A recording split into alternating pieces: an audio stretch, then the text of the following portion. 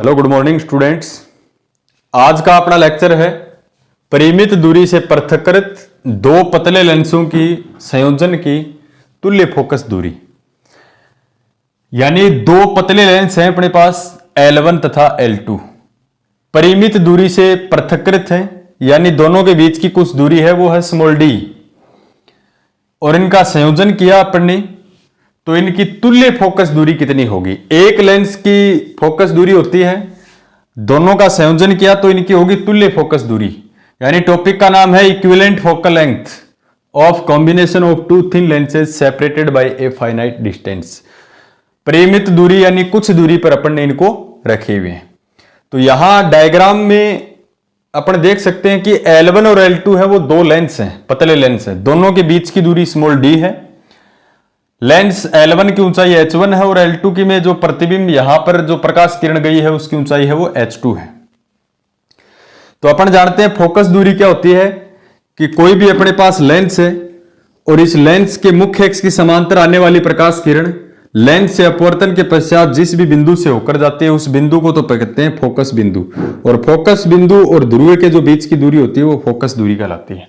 यहां अपन तुल्य फोकस दूरी की बात कर रहे हैं, तो तुल्य फोकस जो दूरी है वो दोनों की कितनी होगी। पहले लेंस की देखो थ्योरी में क्या लिखना है, L1 तथा L2 दो पतले लेंस हैं, दोनों को स्मॉल d दूरी से पृथक्कृत किया गया है। पहले लेंस की फोकस दूरी f1 मानेंगे, दूसरे लेंस की फोकस दूरी f2 मानेंगे। तो यहां पर मुख्य अक्ष के समांतर आने वाली प्रकाश की किरण है AB। पहले लेंस से इसका क्या होगा, अपवर्तन होगा, तो ये थोड़ा सा झुकेगी सीधी, तो डॉटेड जो लाइन बना रखी है वो ऐसे जानी चाहिए थी, लेकिन ये अपवर्तन होगा तो इस प्रकार से झुक के जाएगी। देखो ये आपतित प्रकाश किरण हुई, ये अपवर्तित प्रकाश किरण हुई। अपन जानते हैं आपतित प्रकाश किरण और अपवर्तित प्रकाश किरण के बीच में बनने वाला जो कोण होता है वो विचलन कोण होता है, जिसको लिखते हैं डेल से। ये डेल 1 है, डेल 1 यानी पहले कोण का विचलन, दो बार विचलन होगा यहां पर, क्योंकि दो लेंस है तो दो बार अपवर्तन करेंगे। अब जो BC है ये आपतित प्रकाश किरण है, किसके लिए, दूसरे लेंस के लिए, लेकिन पहले लेंस के लिए क्या है, अपवर्तित प्रकाश किरण है।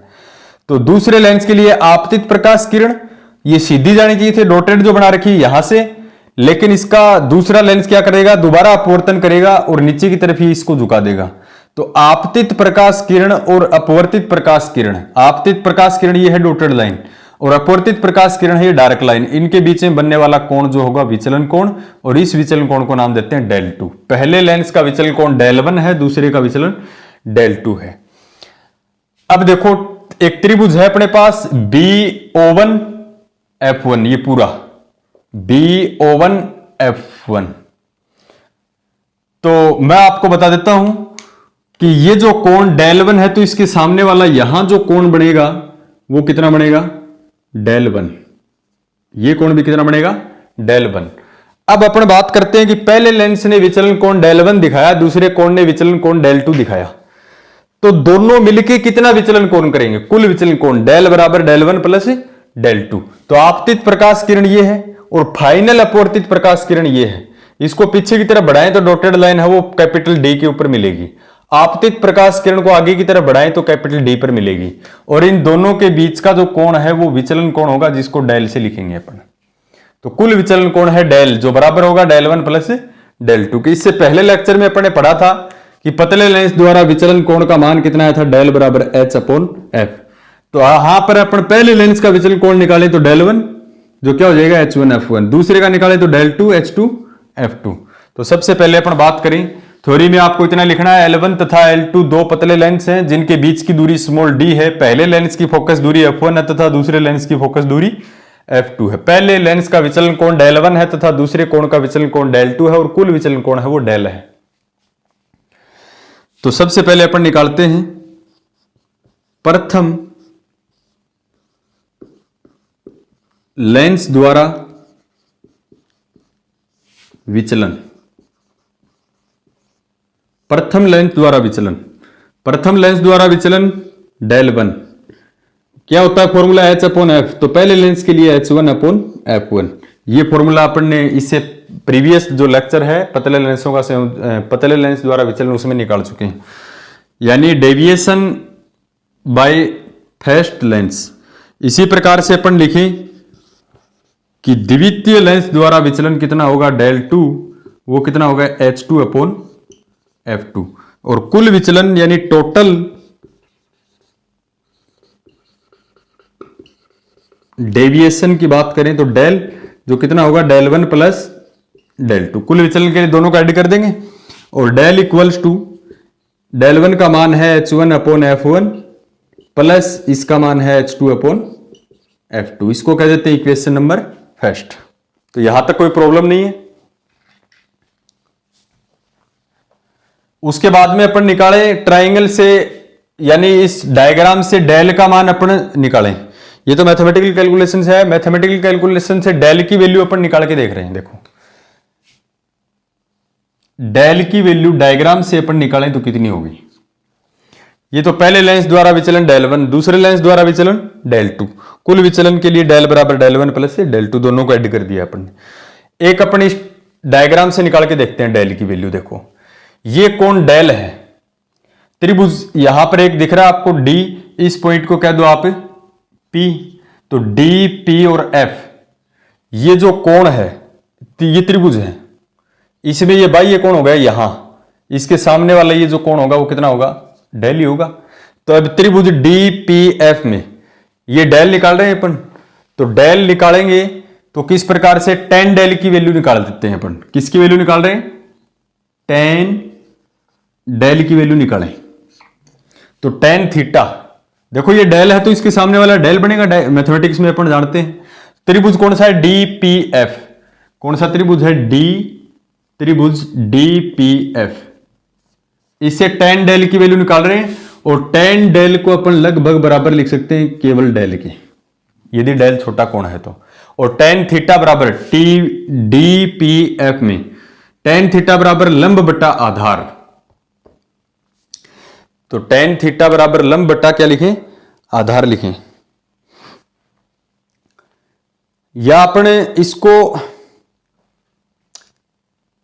एक मेथड से और भी निकाल सकते हैं, त्रिभुज BO1F से निकालो इसको, इससे इजी रहेगा। त्रिभुज BO1F देखो कहां है BO1 और ये F, तो यहां से इसको निकालें अपन तो क्या मिलेगा अपने को, थीटा के सामने वाली भुजा लंब यानी H1 लंब, तो tan थीटा बराबर तल लंब बटा आधार। तो लंब है H1 और अपोन में आधार O1F। यहां मैं बता देता हूं आपको कि O1 जो F है ये दोनों लेंसों की तुल्य फोकस दूरी है। O1 से लेके F1 तो है F1, O2 से लेके F है F2, लेकिन O1 से F है जो तुल्य फोकस दूरी है F। तो O1F है वो तुल्य फोकस दूरी है F। ध्यान रखना पहले लेंस की तुल्य फोकस दूरी है F1, दूसरे की फोकस दूरी F2, तुल्य फोकस दूरी O1 से लेके F, यानी पहले लेंस के ध्रुव से जो फाइनल इमेज जो बनी है उस पॉइंट तक की दूरी होती है तुल्य फोकस दूरी F। तो H1 अपॉन F, ये O1 से लेके F यानी लंब बटा आधार O1F अपन ने कितना है F है, ध्यान रखना इसको। अब अपन क्या करेंगे, इस डेल की जगह क्या लिखते हैं H1F, डेल की वैल्यू कितनी निकाले H1F। तो equation first implies, equation first में डेल की जगह क्या लिखें H1 अपॉन F, तो H1 upon F equals to H1 upon F1 plus H2 upon F2 लिख सकते हैं इसको।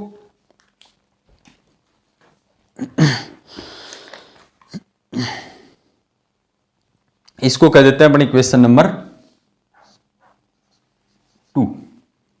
अब देखो अपने पास दो त्रिभुज होंगे जो समरूप हैं, तो त्रिभुज के लिए मैं आपको बताता हूं त्रिभुज एक तो है BO1F या BO1F1 ले लो आप, या BO1F एक ही बात है। तो मैं ले रहा हूं BO1F, ये पूरा ट्राइंगल BO1F यहां तक, ये पूरा त्रिभुज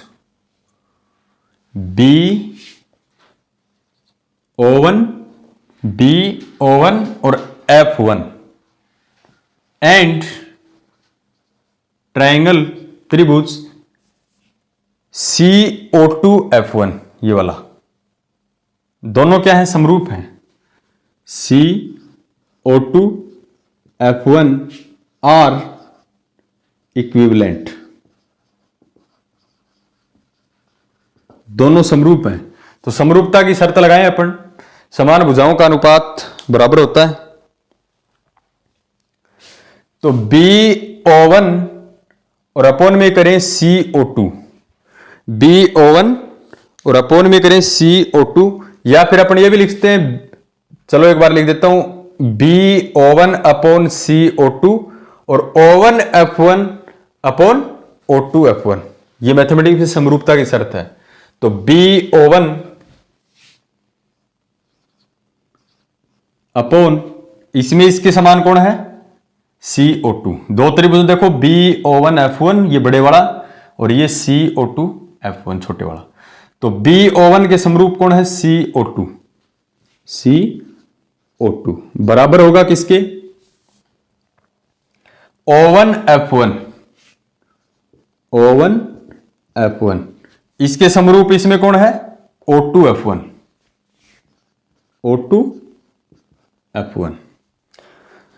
और मैं इसको क्या लिख सकता हूं, इस CO2 को यहां लेके जा सकता हूं, O1 F1 को यहां लेके आ सकता हूं, तो मैं इसको ये भी लिख सकता हूं, BO1 अपोन में क्या आ जाएगा, O1 F1, क्योंकि ये गुणा में इस साइड में आएगा, भाग में, ये भाग में तो इससे चला जाएगा गुणा में, यानी CO2 यहां चला जाएगा, ये यहां जाएगा, तो ये हो जाएगा CO2 अपॉन O2 F1। अब BO1 की इनकी सभी की वैल्यू अपन रखें, तो इसमें अपन वैल्यू रखते हैं, देखो यहां BO1 कितना है डायग्राम में देखो, फिर अपने को क्या देखना है, CO2 क्या है वो कितना है, फिर अपने को देखना है O1 F1 कितना है, और फिर अपने को देखना है O2 F1 कितना है। तो BO1 देखो पहले, BO1 H1 है, ये H1, CO2 देखो, CO2 क्या है, H2 है, ये H2 है, O1 F1 पहले लेंस का ध्रुव और उसके फोकस बिंदु के बीच की दूरी F1 है, कितनी है, F1 पहले लेंस की फोकस दूरी। देखो पहले लेंस का ध्रुव और फोकस बिंदु के बीच की दूरी फोकस दूरी कहलाती है, जिसको F1 से लिखा है। और क्या चाहिए, O2 F1।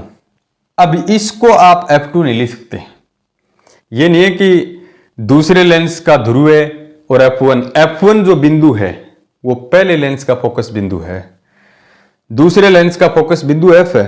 O2 F को अपन F2 लिख सकते थे, लेकिन अब क्या लिखें, O2 F1 चाहिए अपने को, तो O2 F1 को अपन क्या लिखें, O1 से F1 की पूरी दूरी ले ले, यानी O1 F1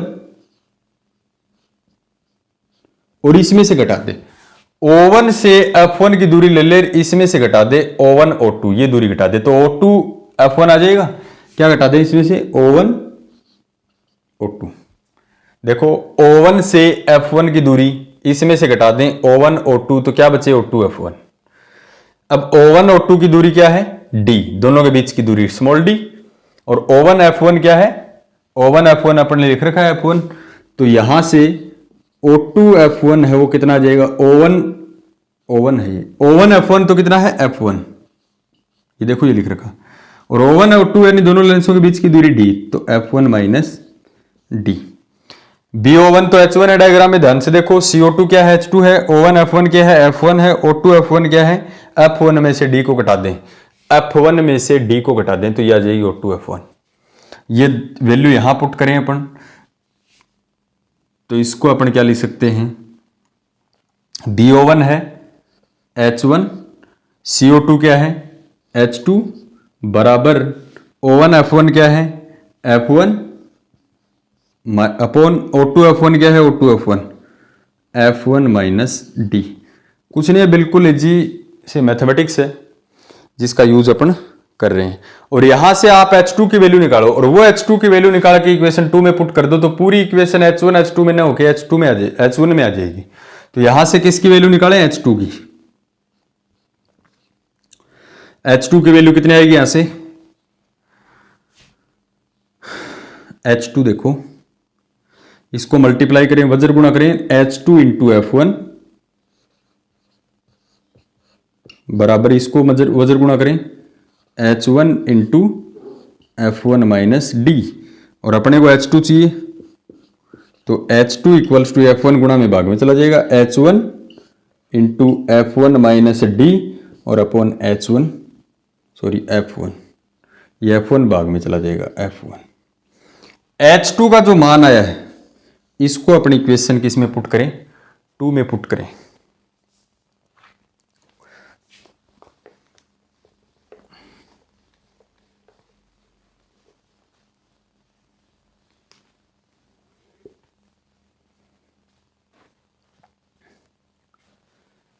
तो इक्वेशन 2 में पुट करें, यानी H2 का मान कहां रख रहे हैं,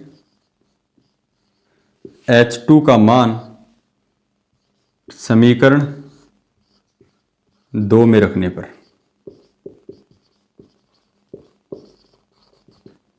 दो में रखें तो क्या आएगा, H1 अपॉन F बराबर H1 upon F1 plus H2 का मान रखो, H2 का मान कितना है, H1 into F1 minus D upon में कितना है F1 और इसके अपोन में कितना है F2 और एक F2। अब देखो H1 तो दोनों साइड से कैंसिल हो गया सभी में,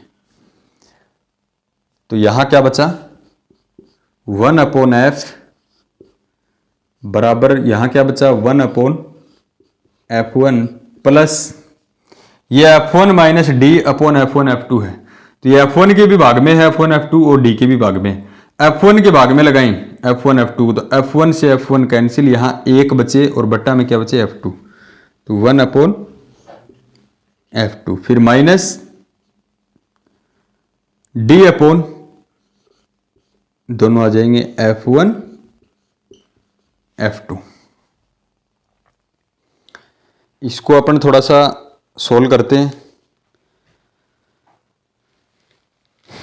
और यहां से तुल्य फोकस दूरी F की वैल्यू निकालने की कोशिश कर रहे हैं, तो चलो इसको निकालते हैं अपन। 1 अपॉन F बराबर लघुत्तम क्या आएगा F1 F2। अब देखो ऊपर क्या आएगा, एलसीएम जो लिया इसको गुणा में लगाएंगे तो F1 से F1 कैंसिल, यहां क्या आएगा F2 प्लस F2 से F2 कैंसिल क्या आएगा F1 माइनस F1 F2 से F1 F2 कैंसिल D, यह आएगा। अपने को तुल्य फोकस दूरी चाहिए, इक्विवेलेंट फोकल लेंथ, यानी F चाहिए अपने को, 1 अपॉन F है ये, तो F चाहिए, तो इसके लिए क्या करेंगे अपन, इसको उल्टा कर दें, यानी तुल्य फोकस दूरी इक्विवेलेंट फोकल लेंथ, तुल्य फोकस दूरी F की वैल्यू अपन निकालें, F की वैल्यू निकालें तो इस 1 अपॉन F था इसको उल्टा किया तो ये भी हो जाएगा, क्या हो जाएगा F1 F2 upon F1 plus F2 minus D। ये है दोनों लेंसों का अपन ने संयोजन किया और दोनों लेंसों के संयोजन से तुल्य फोकस दूरी निकाली अपन ने। पहले लेंस की फोकस दूरी है F1, दूसरे लेंस की फोकस दूरी है F2। अब अपने से कह दे कि तुल्य फोकस दूरी निकालनी है, तो तुल्य फोकस दूरी में ऐसे नहीं करना कि सीधा ही लिख दो F बराबर इसकी F1 और इसकी plus F2, this is wrong. ऐसे निकालने हैं आपको, दो लेंसों की तुल्य फोकस दूरी कितनी होती है F बराबर F1 F2 upon F1 plus F2 minus D। ठीक है, काफी इंपॉर्टेंट रिजल्ट है।